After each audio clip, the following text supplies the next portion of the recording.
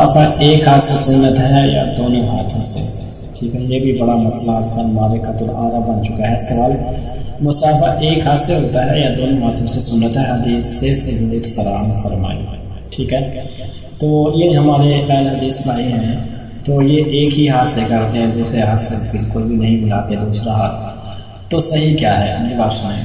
یہ بخاری جلد نمبر 2 صفحہ 926 میں حضرت عبداللہ بن مسعود رضی اللہ عنہ کا ارشاد ہے، علمنی النبی صلی اللہ علیہ وسلم التشہد وکف بین کفیہ۔ ترجمہ سنیں، مجھے حضرت صلی اللہ علیہ وآلہ وسلم نے التحیات سکھائی اور اس طرح سکھائی کہ میرا ہاتھ حضرت صلی اللہ علیہ وآلہ وسلم کے دونوں ہاتھوں کے درمیان تھا۔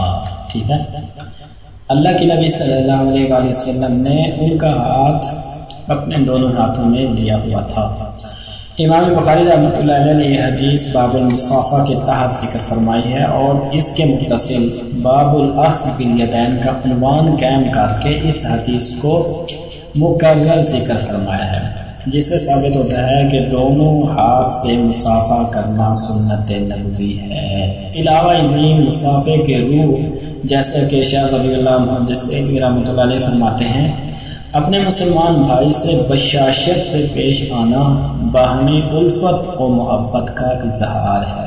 ٹھیک ہے، اور فطرت سلیمہ سے رجوع کیا جائے تو صاف محسوس ہوگا کہ دونوں ہاتھ سے مصافحہ کرنے میں اپنے مسلمان بھائی کے سامنے تواضع، انکسار، الفت و محبت اور بشاشت کی جو کیفیت پائی جاتی ہے وہ ایک ہاتھ سے مصافحہ کرنے میں نہیں پائی جاتی۔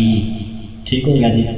تو دیکھو یہ سارے الجھن آپ لوگوں کی دور ہو چکی ہے۔ ایک حدیث آ چکی ہے کہ نبی کریم صلی اللہ علیہ وآلہ وسلم نے مصافحے میں دونوں ہاتھوں کو استعمال کیا ہے، اور ویسے بھی دونوں ہاتھوں سے مصافحہ کرنا یہ زیادہ جیسا کہ فطرت سلیمہ بھی ہے، تواضع بھی ہے، عاجزی بھی ہے، انکساری بھی ہے، ساری چیزیں اس میں آ جاتی ہیں۔ اللہ تعالیٰ سے دعا ہے کہ اللہ ہم سب کو عمل کی توفیق نصیب فرمائے۔ دعا میں یاد رکھیے گا۔ السلام علیکم ورحمۃ اللہ وبرکاتہ۔